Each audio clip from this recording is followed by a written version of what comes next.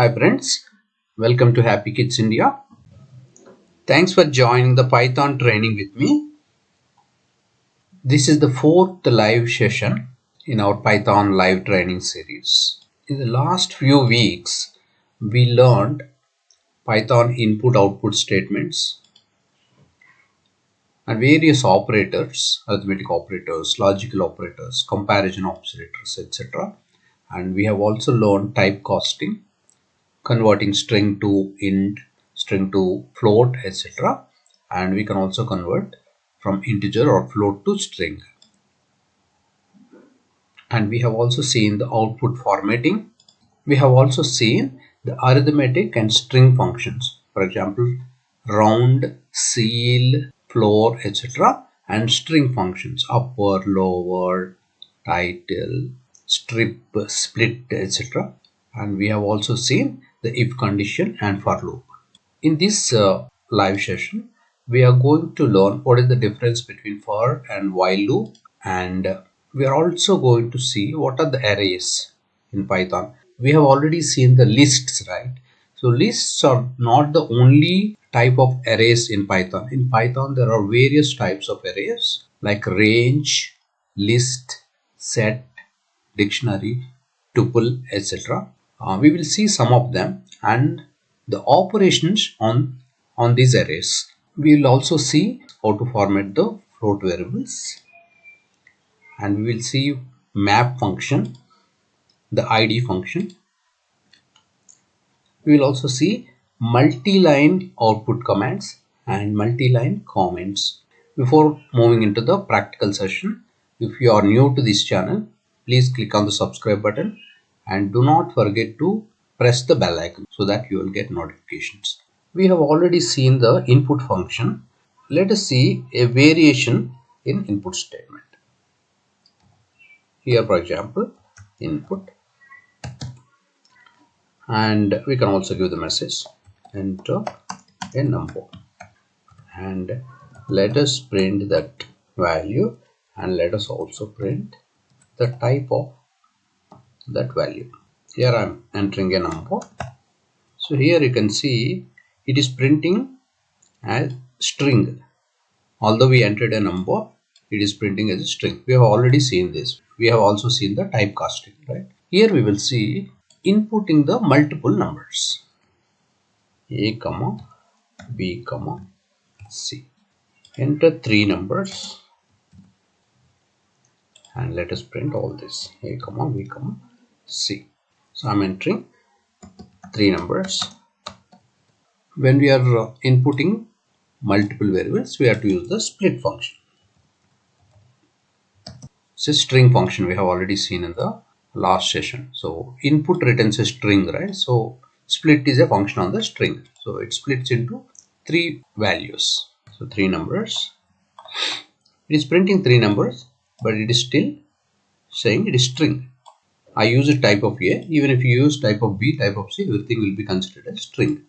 So how do we convert all these numbers into int or float? We cannot convert like this because there are three variables and we are using a split. When we use a split, what this will return is a list. So list we cannot convert with int function. So if I say, it will give error. So it is giving an error. Int argument must be a string, but this is not a string. This is a list now. When we use a split command, this will convert the string into a list. So here what we should do is, we should use a function called map, and within the parentheses we have to use int like this. So map will have two arguments. First one is data type to which this list to be converted, then give the list. Now if I see, so you can say it is saying int because all these variables got converted into int. The value got converted into int. So ABC are of int data type. So this map function is very important function we have to remember. Here we are taking three numbers, right? Because three variables we are taking and we are giving message three numbers. Let us see what it will say if I enter only two numbers. So it is giving an error because there are three variables. but you are giving only 2 variables. And also let us see if we give 4 numbers, again it's giving an issue. So in that case what we should do is, instead of this individual variables, you have to take one list 1. Here I am removing all these 2 and print list 1. You can give any name here, but let us also print the type of list 1, whether it is really a list or not. List. Here we can give any numbers. So any numbers it is taking, but when we say print list 1, it says map object some error, which means this is not a list.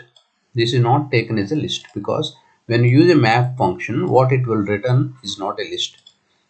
The input returns a string, and when we use a split, it returns a list. But map function will convert into map, not the list. So here what we should do is, we should again convert into a list here. You can convert here, or you can also convert here. List 1 equal to list of list 1. So list 1 is actually not a list, it is a map. So we are converting into a list. So now we can see I'm giving some random numbers. So it is printing all the numbers. Yeah, here I did not give print of type. So it is printing the list, and it is also saying the type is a list. So now we have a list of numbers, right? And there are various operations we can perform on lists. For example, I'm taking list 2 is equal to list 1 copy. So there is a copy function we can perform on the list. List 1 is also a list, right? So we have perform a copy, means the entire list will get also copied to list 2. So even if you print list 2, it will print the same list. So you can see this is list 1 and this is list 2. Both are same now because we copied it. We can also sort it. For example, let us say list 1 sort. We can use like this and print sort list 1. Or we can copy into a list 2 and then we can use list 2 sort. So that is also fine if you want to keep the original list. So I am giving 4 3 5 2 6 1, and you can see 4 3 5 2 6 1. This is the original list, and this is up to the sorting. So 1 2 3 4 5 6. It's sorted. So the list 1 within the same list it got sorted. So there is no more the original list. If you want to copy, we can say like this: list 2 equal to list 1 copy, and then we let us sort the list 2 and let us print list 1 and print list 2. Let us remove this print. So just to show you that list 1 did not get modified. We copied into list 2 and then in the list 2 we sorted. So this will be the sorted list and this will be the original list. Let's say run. I'm giving 9 1 3 2 7 4. You can see 1 2 3 3 4 7 9. So this is the list 2 which is got sorted, and this is the list 1 which is the original list. Also, if we want to remove the duplicate, what should we do? Of course, programmatically we can remove, but otherwise also there is another type of array that is called set.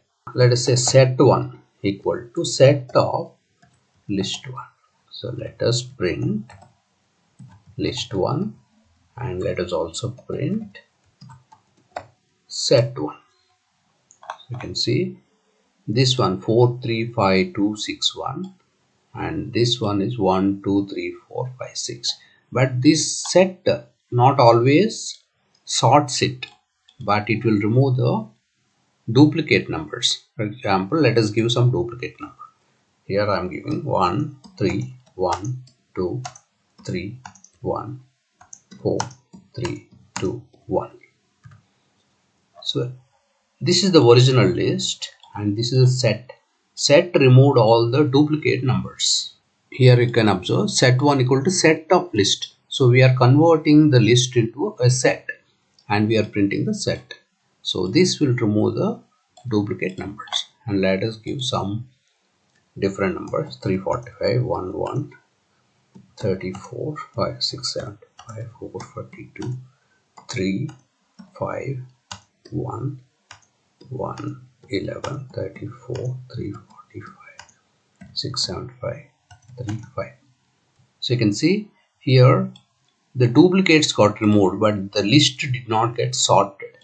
And this is not a list. You can see the curly brackets. Curly brackets means it is a set, and we cannot perform list operations like sort. The sort operation cannot be performed on the set. So this is not a sorted list, you can observe, but the only unique items are there. All the duplicates got removed.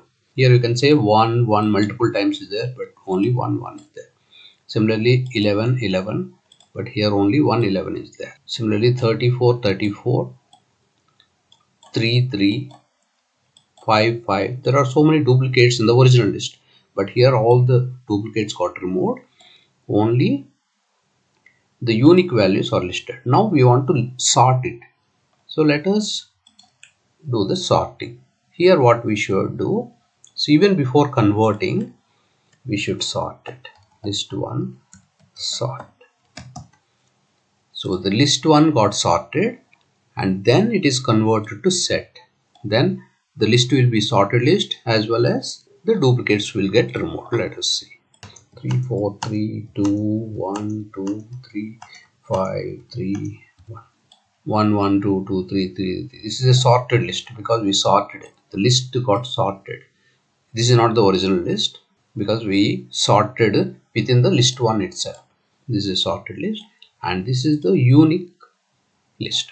This is a set, and if you want to print the list, we can also convert the set again into, let us say, list 1 equal to list of set 1.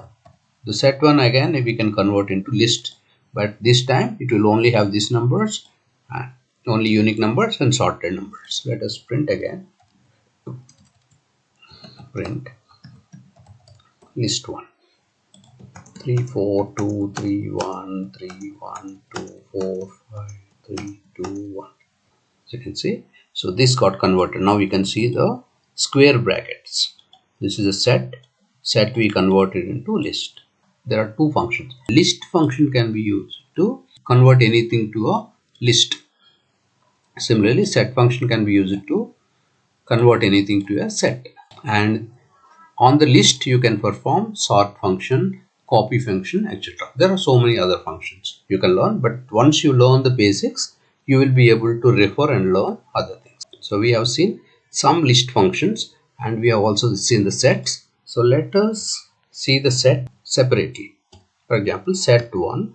So we have to use these curly brackets.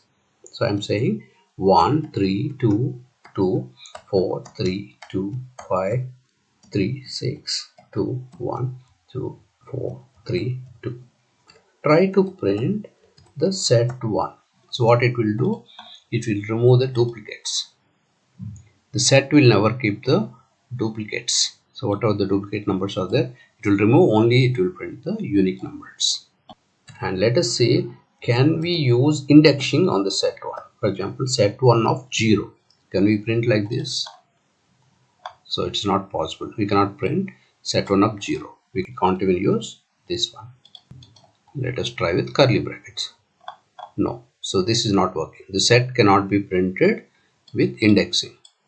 But if you want to print from set, we can print for I in set 1, print I. Can we print like this? Yes. So we can use for loop to print the set, but we cannot use indexing. Set 1 of 1, set 1 of 0, like that we cannot print.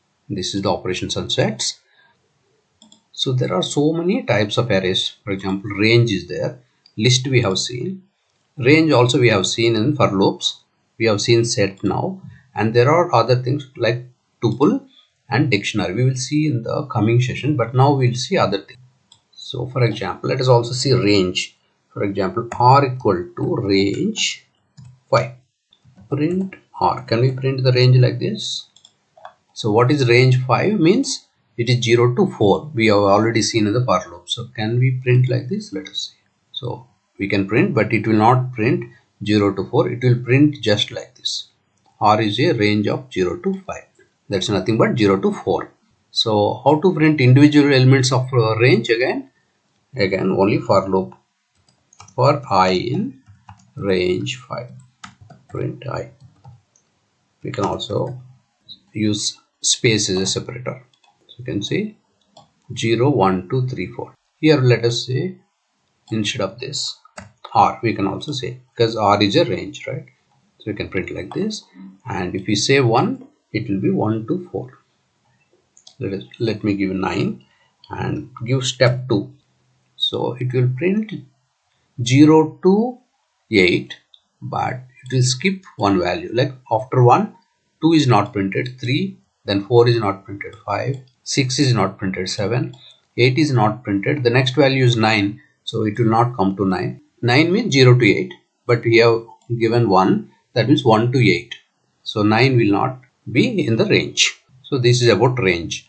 We have seen list, we have seen range, and we have seen set. Tuple and dictionary we will see later. So we have seen the comments, right? So for comments we give like this. This is a comment. We have already seen this, and a is equal to 3. So we can put the comment after the statement also. So these comments will get ignored. So the moment you have a hash, remaining line will be ignored. So let me say print a, printing the value of a.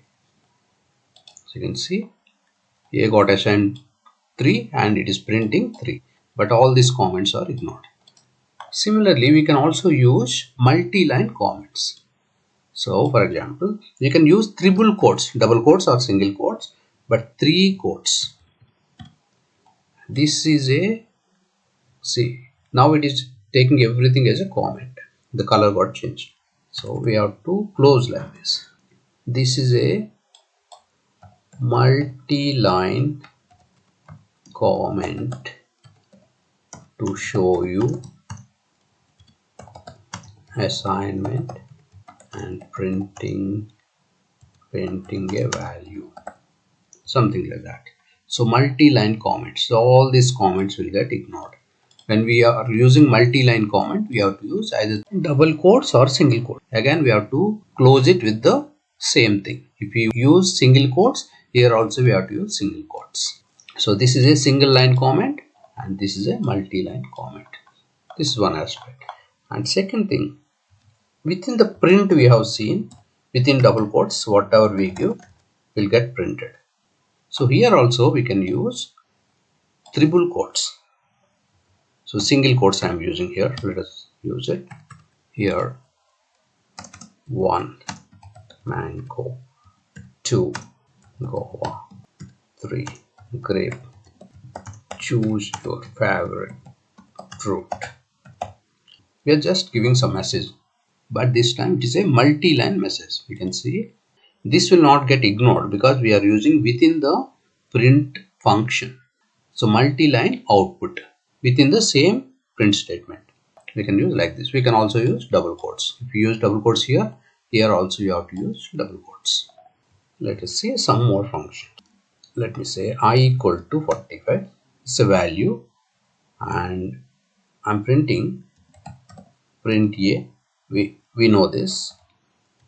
Print type of a. We also know this. So we have assigned a number integer, so it will be data type integer. Yeah. Another function, print id of a. So what is the id of a? Let us see. So here we are printing the value. We are printing the data type. It is an integer, and we are printing the id of a. What is this id of a? A number got printed. This is nothing but the address in the memory where this value got stored. We do not generally need to know about these addresses and all. we have seen the formatting, right? So for formatting, we have to use a particular print format like this. We use the percentage symbol, and within the parentheses we give variable names. For example, let us assign some values. A is equal to 45, B is equal to some 34.567, and C is equal to, let us say, some string. So this is, we all know, this is an integer value, this is a float value, and this is a string value. We have seen the formatting in the last week also. A comma B comma C. So A is an integer, so we will say percentage T. B is a float, percentage F. C is a string, so percentage S. We have seen this. So it prints 6 digits. Although we have given 3 digits, it is printing 6 digits for a float value. So suppose this one, for example, let me format, say 5 spaces. We have already seen this, 5 spaces. And also let us print it here so that we can explain better. C, let us print the C first.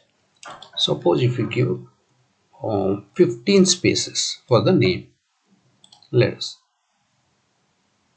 So 15 spaces, the name got taken, and if we also know, if we give minus, it will get left justified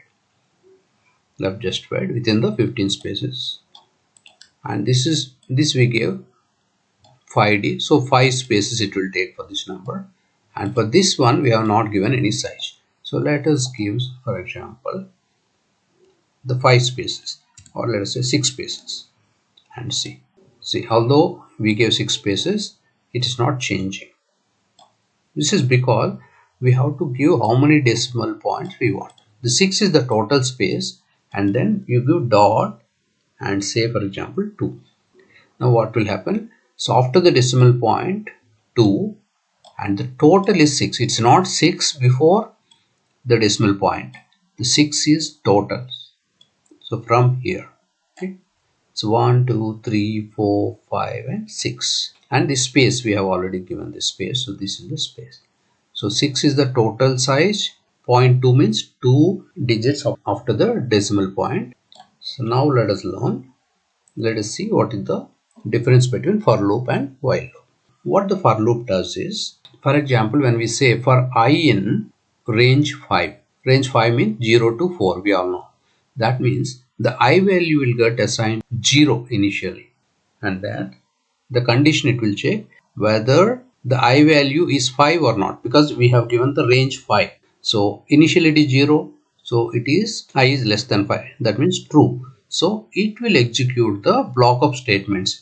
It will execute, then it will update the counter automatically. The I value is 0, right? I value will become 1. Then it will again check if I is less than 5 or not. Again it is true, so it will again execute the block of statement. Then it will update the counter again. I value becomes 2. Again it is less than 5. True. I value becomes 3. Again it is less than 5. Then 4. Again it is less than 5. Then it is 5. Update counter 5. I less than 5? No, because I already became 5. So this returns false. The condition returns false. Then it will stop, or it will, so after the loop whatever is there, that will get executed. So this way the counter will get initialized and automatically updated. Whereas in the while loop, here there is no counter. Of course we can use counter, but there is no automatic update will occur. The while loop, it will check the condition. If it is true, it will execute a block of statements, and again it will check the condition. If it is true, it will execute. Again it will check the condition. If the condition is true, it will execute a block of statements. So as long as the condition is true, it will execute, and again it will come to the condition. If it is false, the moment the condition returns false, it will go out of the loop. It will end the loop. So here there is no automatic updating of counter. We can use the counter. We have to initialize it, and we have to increment the counter if we are using the counter, or any other condition also we can use. So for example, while, let me take some variables. A is equal to, let us print for example 1 to 5. A is equal to 1. So we are initializing, and while A less than or equal to 5. Even 5 also we want to print. So we are saying a less than or equal to 5 and column print a. If we leave like this, so it will print a which is 1. Again it will go here and check a less than or equal to 5. It is true. Again it will print 1. So again it check. So it goes on printing. It will never stop. So for that reason we have to increment it. A is equal to a plus 1, for example. So a is initially 1. So a less than or equal to 5, true. Then it comes here, it prints 1 and a becomes 2 here. A is equal to a plus 1. Again is less than 5, it prints 2. Then it becomes 3. Again less than or equal to 5. Like that, when it is 5, a less than or equal to 5, true, yes, prints. Then becomes 6, a less than or equal to 5, no, false. Then it will go out of the loop. Here there is nothing, so it will stop. You can see it printed 1 to 5. For example, let us also use the for loop. For I or any variable, any name, for a in range 5, print a. Of course, this prints from 0 to 4, not 1 to 5. So this prints 1 to 5 while loop, and for loop prints, let us say and equal to space, so that we can see the difference clearly. Here one blank print statement after while.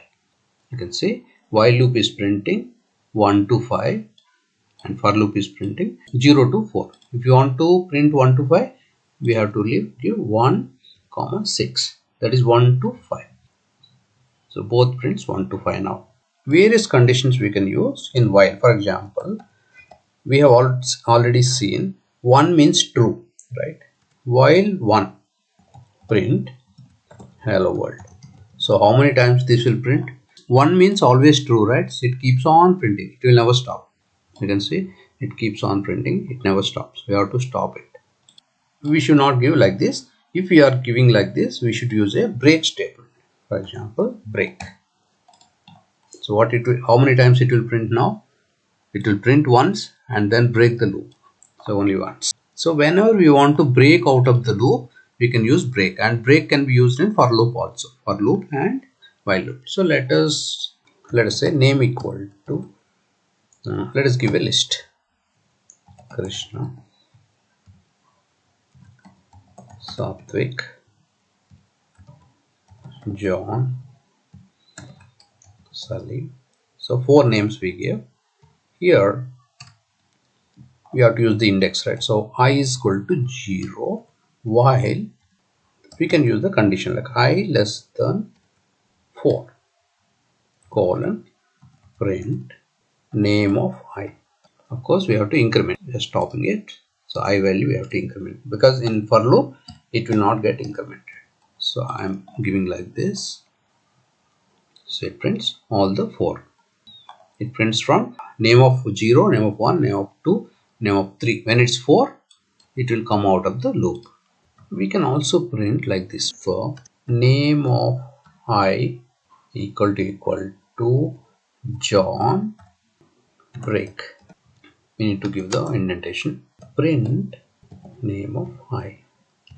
I'm just using the if condition within the while. And if the name equal to John, it breaks, otherwise it prints. For example, first one, Krishna, is not equal to John, so it prints. Then Satvik, it prints because it's not equal to John. Then it is equal to John, so it will not print. It will break the loop.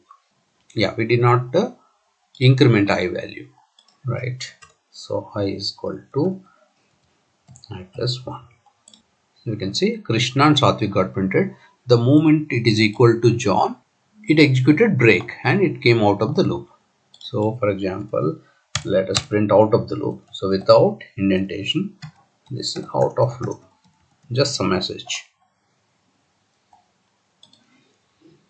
See, out of loop, it came out of loop after 2 names. And if you want to print John and exit, then suppose we can use the print statement here. So it is printing John, then it is comparing name of I equal to John and break here.